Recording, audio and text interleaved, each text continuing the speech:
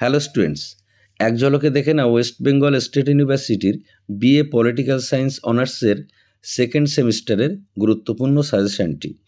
প্রথমে তোমরা দেখে নাও 5 নম্বরের প্রশ্নের জন্য গুরুত্বপূর্ণ প্রশ্নগুলি ইউনিট 1 এবং ইউনিট 2 মিলিয়ে। প্রথম প্রশ্নটি দেখো, ভারতের গণপরিষদ বা সংবিধান পরিষদের গঠন আলোচনা করো। পরের প্রশ্নটি দেখো, ভারতীয় সংবিধানের প্রস্তাবনার গুরুত্ব বা তাৎপর্য উল্লেখ করো। পরের প্রশ্নটি দেখো, প্রস্তাবনায় উল্লেখিত ধর্মনিরপেক্ষ কথাটি ব্যাখ্যা করো। এই প্রশ্নটি ঘুরিয়ে আসতে পারে, যেমন ভারতকে কি ধর্মনিরপেক্ষ রাষ্ট্র বলা যায়? পরের প্রশ্নটি দেখো, ভারতীয় সংবিধানে উল্লেখিত মৌলিক কর্তব্যগুলি কি কি? পরের প্রশ্ন, মৌলিক অধিকারের সঙ্গে রাষ্ট্র পরিচালনার নির্দেশমূলক নীতিগুলির পার্থক্য নির্দেশ করো। পরের প্রশ্ন, রাষ্ট্র পরিচালনায় নির্দেশমূলক নীতিগুলির গুরুত্ব ও তাৎপর্য আলোচনা করো। পরের প্রশ্নটি দেখো, রাজ্যসভার গঠন সম্পর্কে আলোচনা করো। পরের প্রশ্ন, রাজ্যপালের স্বেচ্ছাধীন ক্ষমতা আলোচনা করো। পরের প্রশ্নটি দেখো, উপরাষ্ট্রপতির উপর একটি টিকা লেখো। পরের প্রশ্নটি দেখো, বিচার বিভাগীয় সক্রিয়তার উপর একটি টিকা লেখো। তো এই হলো 5 নম্বরের প্রশ্নের জন্য গুরুত্বপূর্ণ প্রশ্নসমূহ।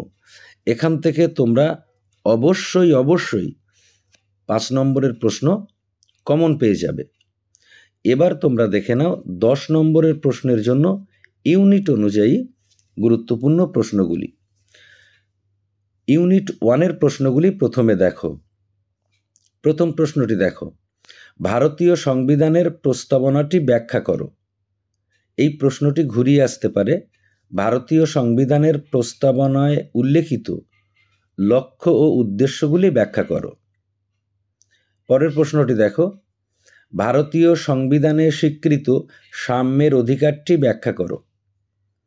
পরের প্রশ্ন, ভারতীয় সংবিধানে সংরক্ষিত স্বাধীনতার অধিকারটি সংক্ষেপে আলোচনা করো। পরের প্রশ্ন, সংবিধানে বর্ণিত ধর্মীয় স্বাধীনতার অধিকার আলোচনা করো। পরের প্রশ্ন, সংবিধানে বর্ণিত শাসনতান্ত্রিক প্রতিবিধানের অধিকার বা সাংবিধানিক প্রতিবিধানের অধিকারটি আলোচনা করো। পরের প্রশ্নটি দেখো, রাষ্ট্র পরিচালনার নির্দেশমূলক নীতিগুলি বর্ণনা করো এবং এগুলির গুরুত্ব ও তাৎপর্য আলোচনা করো।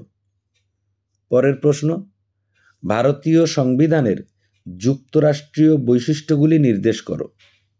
যুক্তরাষ্ট্রের সাম্প্রতিক গতি প্রকৃতি উল্লেখ করো।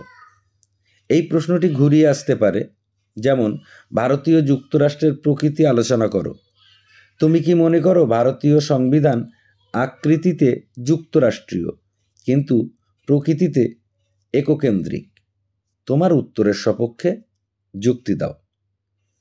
পরের প্রশ্নটি দেখো, কেন্দ্র ও রাজ্যগুলির মধ্যে শাসন সংক্রান্ত সম্পর্ক আলোচনা করো।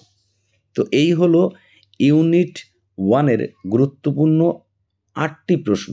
এবার তোমরা দেখে নাও ইউনিট 2-এর গুরুত্বপূর্ণ প্রশ্নগুলি।